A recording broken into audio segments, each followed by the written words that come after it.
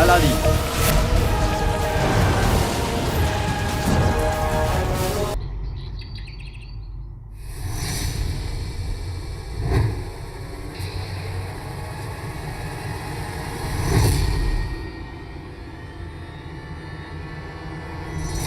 মা,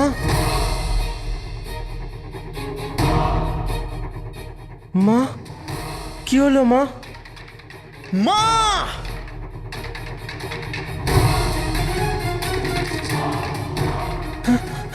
কি হলো? মা! মা! মা!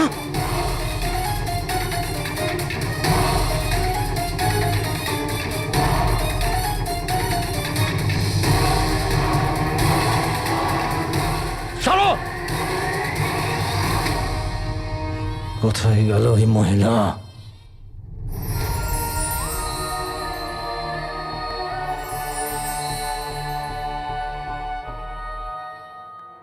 ওই মহিলা বেঁচে বেরিয়ে আমি গেছে। আর পরাজয় স্বীকার করতে পারছি না।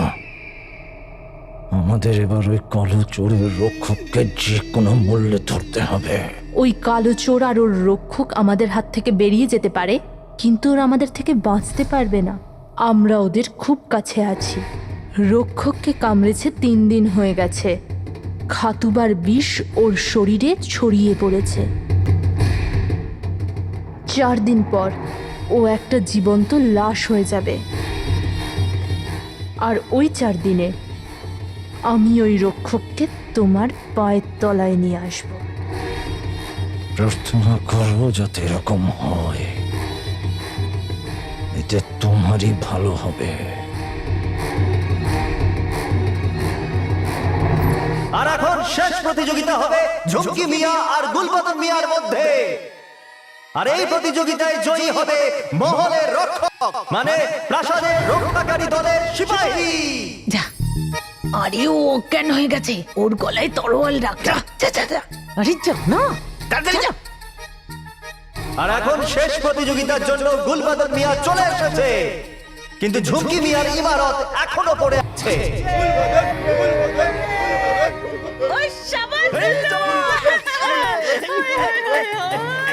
তাহলে জয় গুলবদন মিয়ার নামে।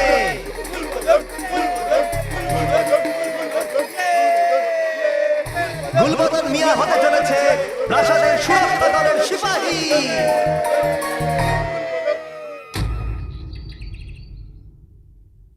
মা, মা চোখ খোলো মা। মা, মা, মা, মা চোখ খোলো মা। মা, জিনু, হ্যাঁ মায়ের জন্য জল নিয়ে আয়। মা, দিব্যি করছি মা, আমি তোমাকে এরকম আর বিরক্ত করব না। তুমি যা বলবে তাই করব। রোজ স্নান করব, রোজ সময় মতো উঠবো, রোজ জামা কাপড় ঠিক করে রাখবো। আর আমি জিনুর সাথে কখনো লড়াই করব না মা। তুমি চাইছিলে না আমি চাকরিটা যেন না করি? আমি করব না মা, কোনো চাকরি করব না আমি প্রাসাদে। মা তুমি চোখ খোলো না মা। মা তুমি চোখ খোলো না মা। মা ওঠো। আমার জীবনে তোমার থেকে বড় আর কেউ নেই মা, কেউ নেই। আমি তোমাকে ছাড়া বাঁচতে পারবো না মা। আমি কিচ্ছু নই তোমায় ছাড়া। ওঠো মা, মা, মা ওঠো মা। আকা, তুমি চিন্তা করো না, মা ঠিক হয়ে যাবে। এই নাও জল, ওনার মুখে ছিটিয়ে দাও, হতে পারে জ্ঞান ফিরবে। মা, ওঠো মা।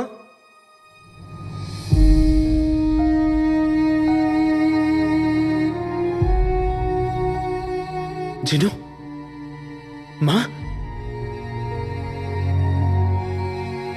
মা, তুমি ঠিক আছো তো মা? আকা, না, তোমার শরীর একদম ঠিক নেই।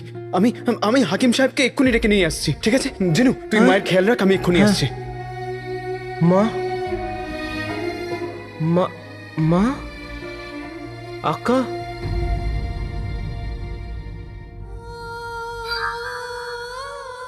মা, মা, মা, মা তুমি ঠিক আছো? মা তুমি তো আমাদেরকে ভয় পাইয়ে দিয়েছিলে।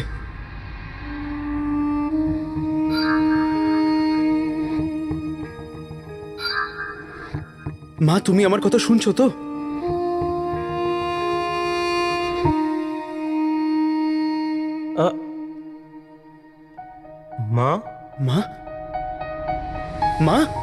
মা তোমার কি লাগবে আমাদের বলো, আমরা নিয়ে আসছি।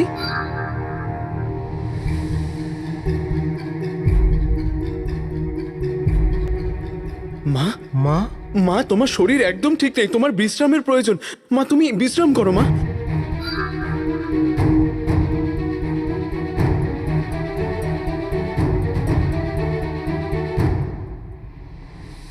মা কি হয়েছে মা? তুমি কিছু বলছো না কেন?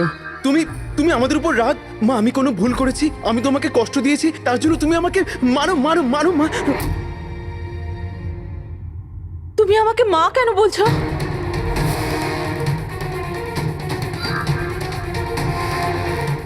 কে কে কে তোমরা দুজনে? আর আমি কোথায় আছি?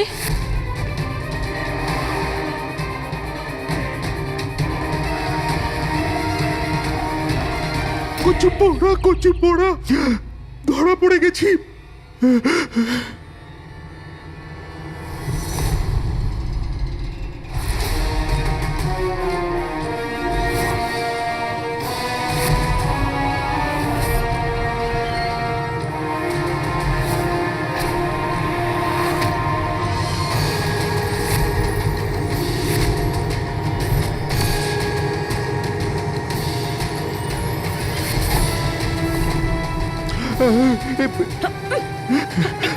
রাজকুমারী আটকাও!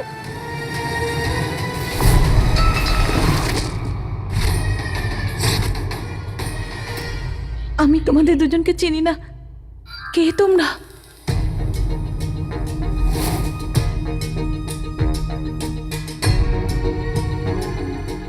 এটা তোমরা আমাকে কোথায় নিয়ে এলে? কোন জায়গা এটা?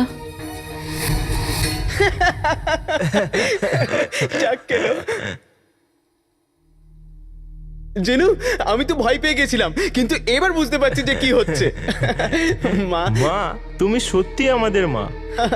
আমরা দুজন মানছি বানানো ভাই, কিন্তু তুমি তো আমাদের আবার বোকা বানিয়ে দিলে।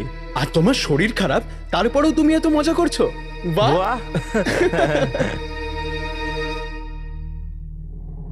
ছাড়ো আমায়!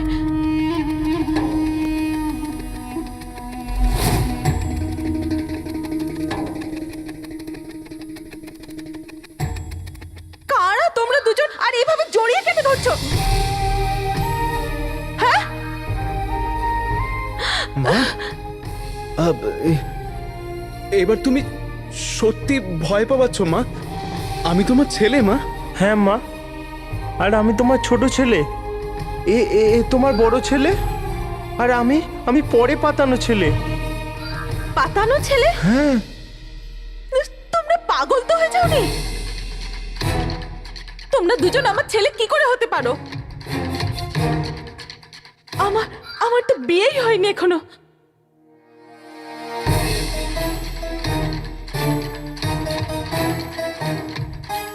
হ্যাঁ, তোমরা দুজন মিথ্যাবাদী।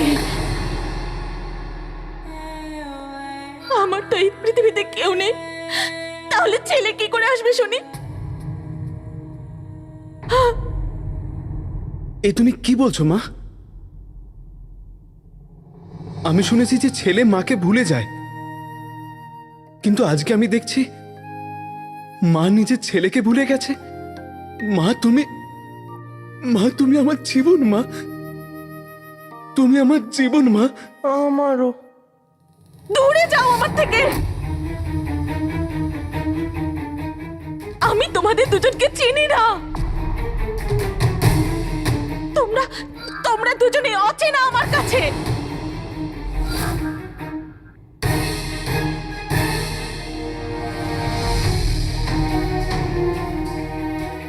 মা মা কোথায় যাচ্ছ? তোমার শরীর খারাপ, তুমি কোথায় যাচ্ছ?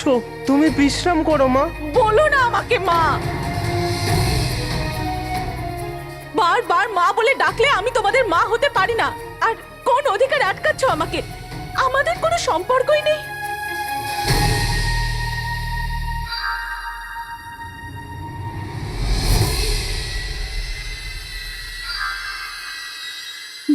না তুমি আমার ছেলে, না আমি তোমার মা।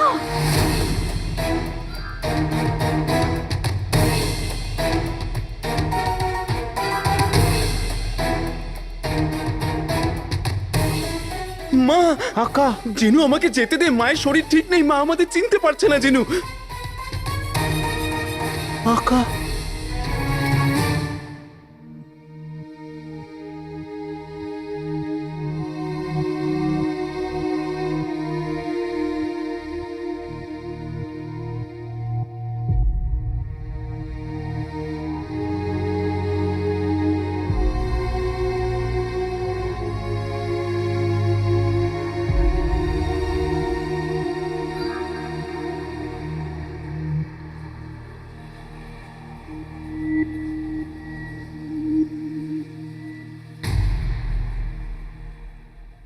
মা,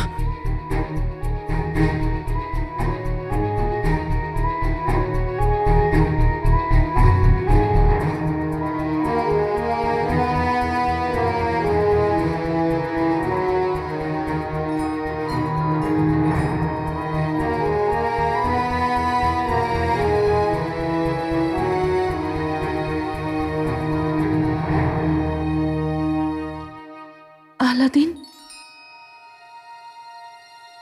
আমরা প্রতিযোগিতা থেকে ঘরে কখন এলাম?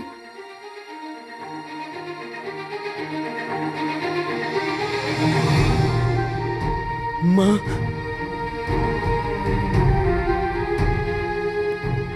তুমি আমাকে চিনতে পেরেছো? কি বলছিস তুই? এটা কোনো মজা তোর? হ্যাঁ, মা তার ছেলেকে চিনতে পারবে না? কি হয়েছে? কাঁদছিস কেন? একে তো আমার এমনি শরীর খারাপ, তারপর তুই বিরক্ত করছিস আমাকে। মা, ওটা তুমি তো আমায়...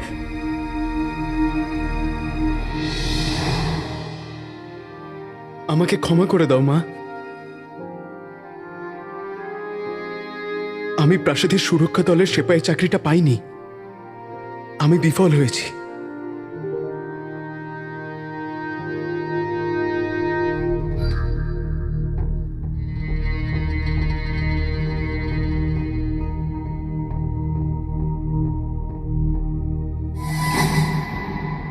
কে কে তুমি? কোন চাকরির কথা বলছো? হ্যাঁ,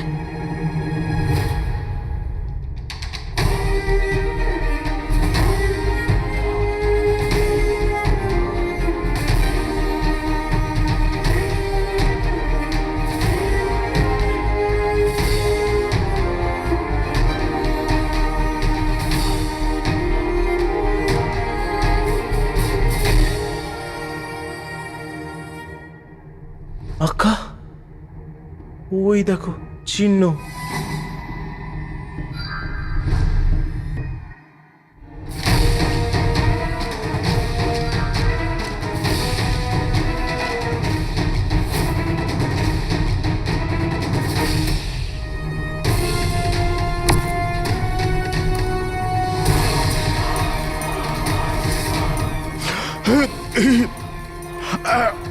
বলো গুফোকে, বলো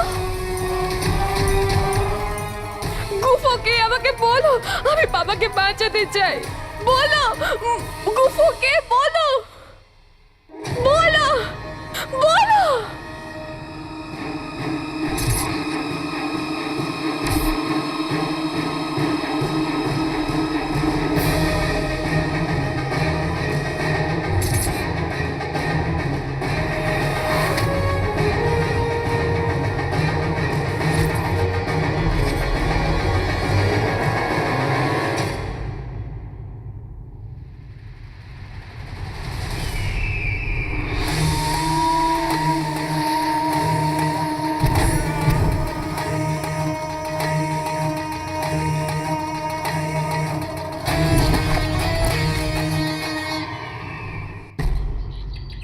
রাজকুমারী, সব ঠিক আছে তো? আর ইনি কে? আর ইনি বাদশার পোশাকে কি করছেন? এই বহুরূপী যে আমাদের সবাইকে বাবা সেজে বোকা বানাচ্ছিল।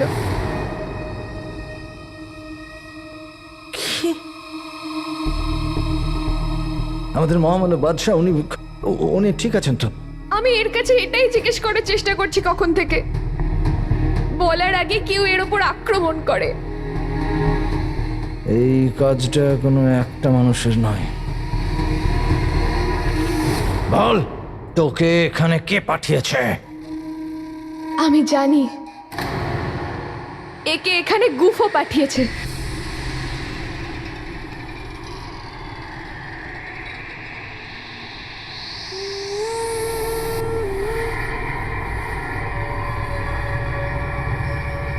কে গুফা? সেই যে বাবার থেকে বাগদাদকে কেড়ে নিতে চায়। আমি ওকে কবে থেকে খুঁজছি, কিন্তু আমি কিছুই পাইনি হাতে। কিন্তু এ স্বীকার করেছিল যে এসবের পিছনে গুফোর হাত আছে। ও আমাকে বলতেই যাচ্ছিল যে গুফো কে, কিন্তু তার আগে এর ওপর কেউ হামলা করে দেয়।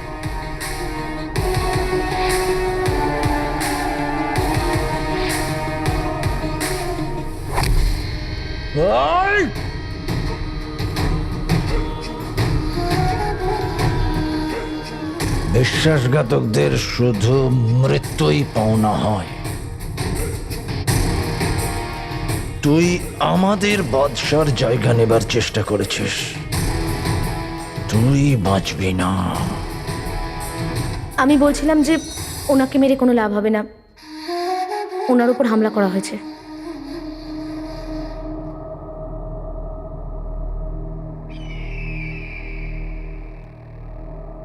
এটার থেকে তো বারদাবা বিষের গন্ধ পাচ্ছি। একবার যদি মানুষের রক্তের সঙ্গে মিশে যায় তাহলে মানুষ সারা জীবনের জন্য বোবা হয়ে যায়।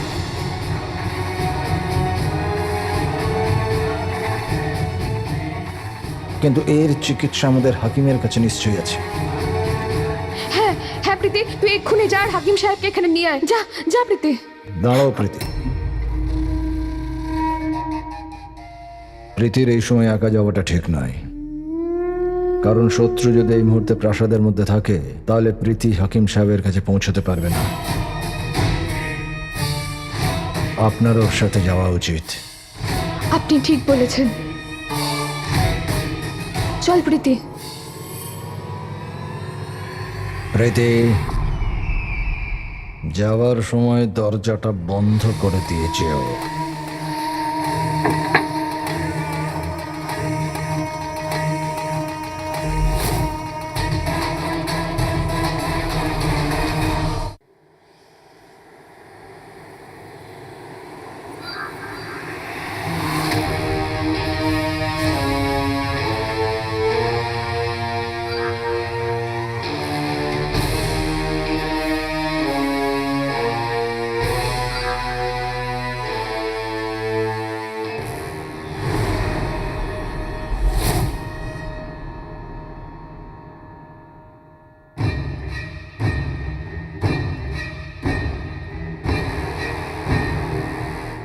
জিনু, এই মায়ের গলায় ওই চিহ্নটা কিসের? ওটা ক্ষত তো, তাহলে চকচক করছে কেন?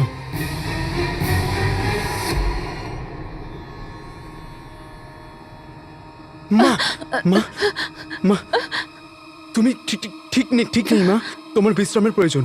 তুমি এসো। তুমি ছাড়ো আমাকে, কেন বিরক্ত করছো আমাকে?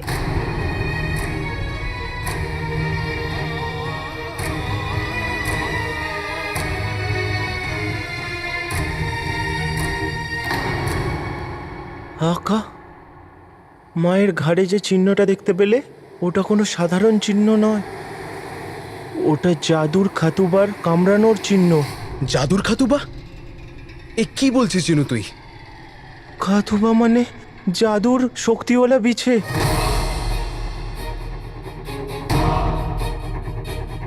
যে জাদুর সাহায্যে মানুষের রূপ নিতে পারে আর বিছে হয়ে আকাশে উঠতে পারে।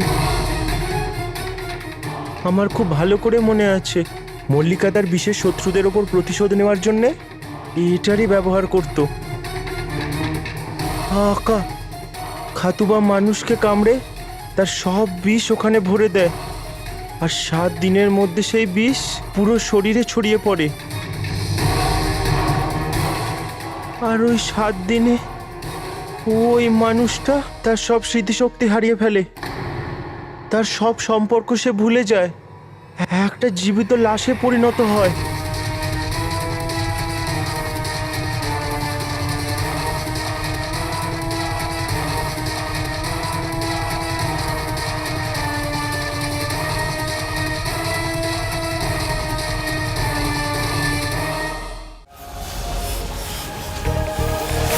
নারী